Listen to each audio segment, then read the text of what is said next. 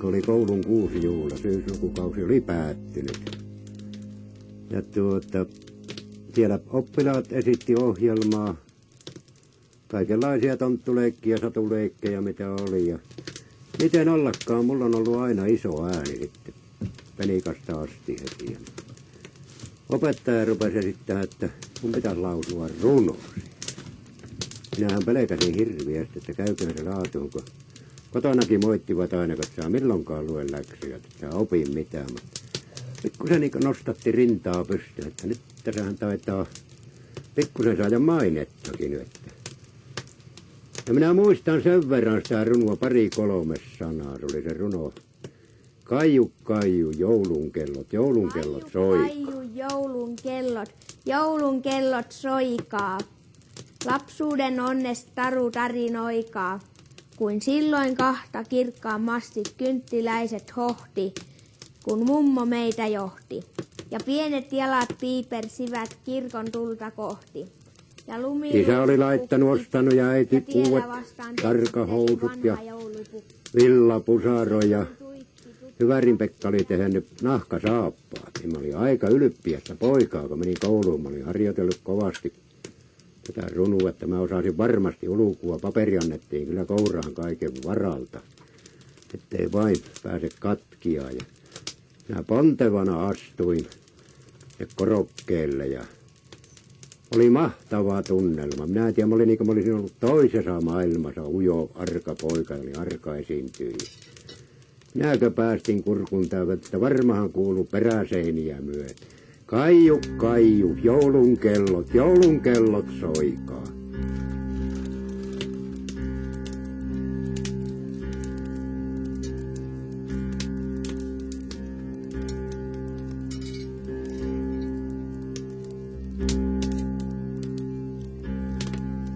Kyllä mä olin ylppiäs, mä en tuomannut nukkuhun pystyä seuraavana yönä, kun kotia pääsin sitten.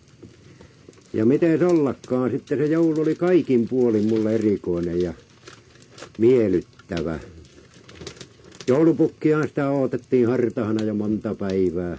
Ja tuokohan se mitään, kun se tavallisesti oli tuonut kuivettu ne, tai nisuäijä. Ja sekin pantiin joulukuuseen roikkuun, että se kuivattui joulun pyhän ajat siellä, ennen kuin sai syödä. Niin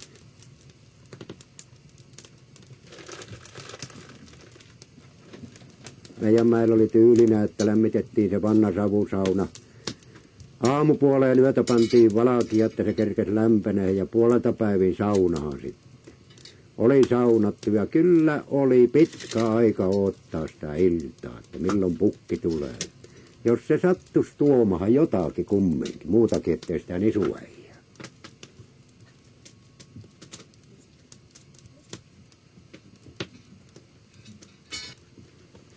No, vaimoväki oli navettaskareet suorittanut ja ilta-ateriaa syöty ja olisiko ollut illalla kello 19, niin kuin nykyään sanotaan, niin rupesi porstunasta kuuluu kovaa kolinaa. Ja no nyt sieltä pukki tulee, jännitys nousi. Ja meillä oli aikoinaan suuri tupa, 10 kertaa 7,5 metriä, että siellä oli tilaa ja siellä peränurkassa oltiin piilossa velimiehen kanssa. Että on se kumma, että kuinka pahoja poikia on oltu, että onkohan mitään pukin kanssa. Sieltä pukki tallusteli tulemaan ja kysyi, että onko ollut kilttejä poikia. No mehän koitimme vastata, että kyllä on oltu, että ei ole mitään pahuutta pitäisi olla takana päin. Kyllä lahjoja pitäisi tulla. No niin, pukki rupesi kaivelemaan konttiaan sitten siellä ja sillähän oli sen ajan pukilla suuri karvalakki päässä väärinpäin pantuna ja isäntäin vanhat ajoturkit käännetty nurinpäin, lammasnahkaturkit, pitkävillaiset turkit ja jollakin kaulahuivilla köytetty tuosta vyötäisiltä ympäri. Aika peljättävä ukkeli. Pellava parta oli pitkä pellava parta ja kaiveli ja löytyihän sieltä.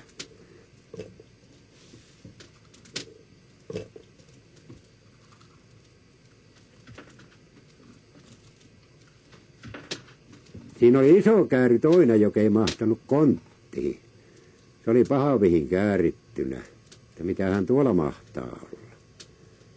No, minä olin vähän tietenkin, kun mä olin vanhempi veljeksistä, niin ollut pikkusen liika pahankurinen, niin se Väinö-velille sitten ennen rupesi kaivamaan sieltä pahvikäärän seasta. Sieltähän löytyi polkuhevonen, jolla pystyi polkeen pitkin ison tuvan lattia. Mä että no jäiköhän minä ilman, pukki piti pitkää väliä puhu muita juttujahan vai. Ja no sitten sanoi, että onhan tuolla Untollekin tuolla kontissa.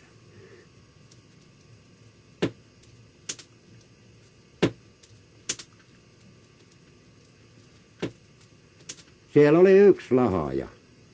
Ja sekin oli paperiin kääritty. Minä en muista, oliko sitä joulupaperia siihen aikaan olemassakaan. Pukki kehotti aukaseen sen. Ja herran tähän, siellähän oli puupyssy. Puusta muokattu tehastekoinen pyssy. Sellainen mäntäpyssy jousenvoimalla pelasi. Vettiin vireeseen ja pujotettiin korkki piipuun suusta sisälle. Ja mutta kun liipasimesta puristaa, niin silloin korkki lensi.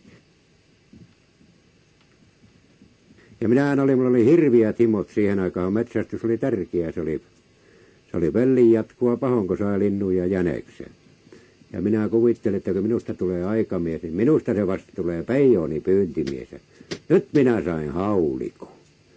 Ja tätä pyssyä sanottiin korkkipyssyksi, koska korkkeja ammuttiin. Sillä ei onneksi saanut ikkunoita rikki, se oli niin paljon heikkovoimainen.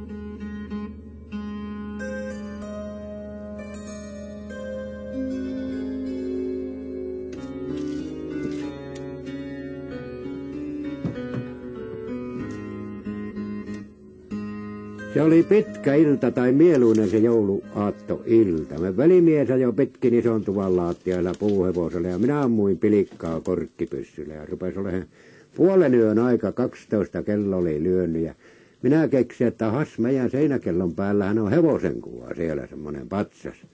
Niin minä rupesin sitä ampua.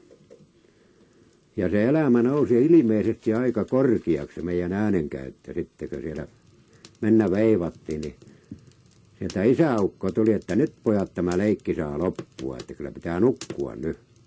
Että joku tunti saa ihan nukuttua, kun aamulla pitää joulukirkko. Joulukirkkohan taisi alkaa siihen aikaan, alkaako se 6 jo, tai 7:05.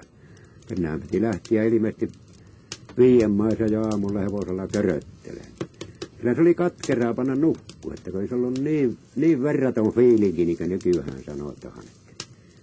Mutta niinhän se uni tuli, kun oli hypätty koko pitkä ilta. Toinen ajoi hevosella ja toinen harrasti tätä ammuntahommaa. Että tämä oli yksi mieluinen. Oikeastaan se on mieluisin joulumuisto lapsuusajoilta. Nehän oli sen ajan joulut semmoisia puoliköyhiä, niin kuin tuossa aikaisemmin viittasin, niin nisuväijäs oli käärysä vaan, jonka sai. Ja sitäkin piti säästää loppia, että se kuivettu ne kuusenotsalle. Tämä tästä lapsuuden jouluista.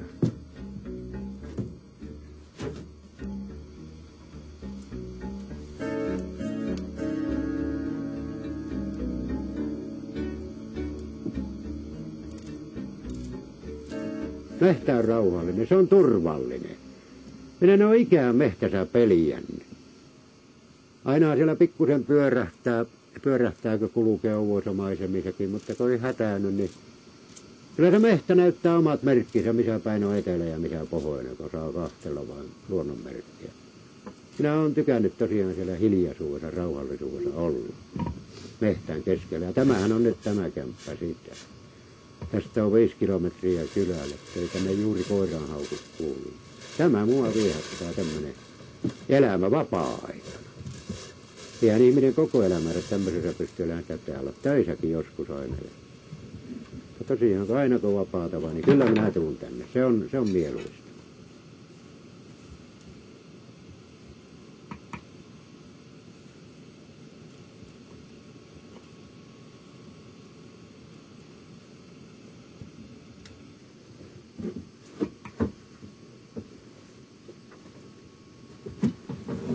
Minä olen vähän tyytyväinen, mulla huonoa joulua on ollut olevessakaan. Minä olen viihtynyt aina kaikenlaisia olosuhteita.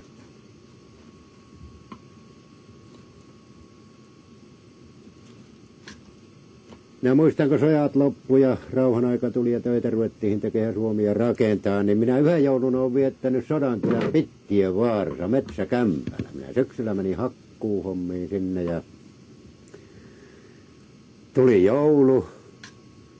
joulu ja kämpän elämä rauhoittui joulunpyhiksi.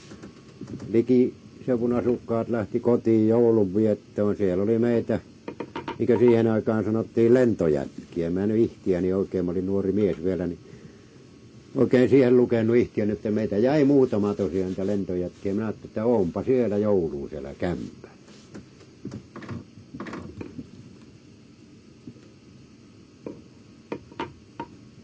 Kokki jätti meille muutaman päivän sapuskat. Me siellä keiteltiin kokin päässä, teräväksi pääksi sanottiin, missä ruoka laitettiin elämänluukusta, se oennettiin. Siellä me saatiin keitellä ne perunat ja mitä liian se sikahan kuului mehtämiesten elämään. Sitä paisteltiin ja kahvia keiteltiin ja lämmitettiin sauna.